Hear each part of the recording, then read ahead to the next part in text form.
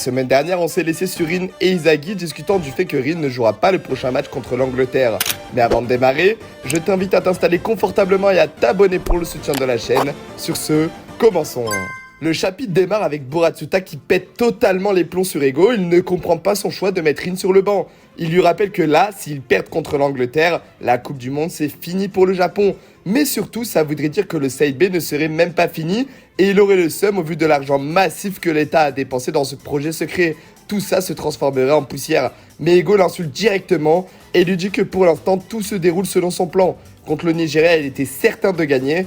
Et contre la France, il s'attendait à perdre compte tenu des forces et les faiblesses du Japon face à l'équipe championne de ce tournoi. Mais Borazzuta s'énerve encore plus et l'accuse de mettre en jeu le destin du Japon et tout ça pour un pari purement égoïste. Mais Ego reste ferme sur ses positions. Plus sûr que jamais, il lui dit qu'il n'y a pas de défaut dans son plan, il est parfait. C'est un pari qu'il a commencé et surtout qu'il compte tenir jusqu'à la fin, il va le finir. Puis nous voilà du côté de la side B, les vainqueurs de la première sélection se rassemblent dans une salle d'attente.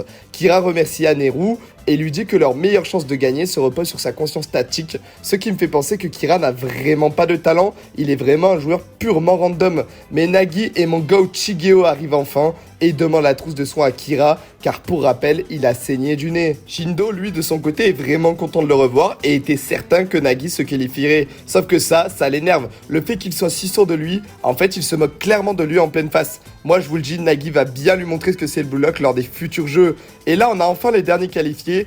Et qui voilà, cette fraude du Messi Daomori. Pour moi, le train est fermé comme je vous l'ai dit. Depuis que j'ai vu son niveau, il ne sera pas qualifié. Et donc, on se retrouve avec 6 joueurs qui passent le premier tour. Maintenant, on switch du côté du Blue Lock, où on les voit s'entraîner à fond et discuter sur la philosophie d'Ego. Et comme vous vous en doutez, c'est surtout Karasu qui lance ces discussions. Mais malgré tout ça, une chose était sûre, ils ont perdu contre la France, ils n'ont rien pu faire. Et après la discussion, Karasu leur propose de revenir à leurs origines. L'équipe s'est rendu compte qu'ils faisaient trop confiance aveuglément à leur coach et vont même jusqu'à le considérer comme un homme dangereux pour le football. Mais d'un coup, sans même s'en apercevoir, un joueur étranger rentre sur le terrain et se présente comme leur prochain adversaire, il s'appelle Teddy.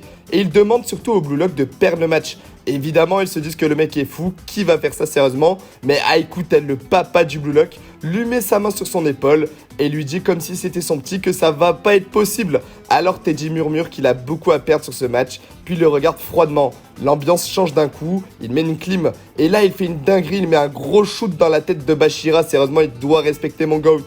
Et il déclare que s'ils ne peuvent pas gagner maintenant contre lui, alors ils devront simplement abandonner le prochain match et le perdre. Puis on le voit démarrer sur un dribble explosif, il passe Aiku, après il passe Aryu de la même manière assez simple, ce type est un dribbleur. Selon lui, Teddy n'est pas un égoïste, il n'est qu'une simple poupée. Et c'est bien le New Gen de l'Angleterre, un allié, et c'est comme ça que se finit le chapitre. Personnellement, j'ai bien aimé ce chapitre, je trouve qu'on a eu le droit à tout, de la discussion entre Ego et Borazzuta, on a pu un peu voir le side B avec les différentes qualifications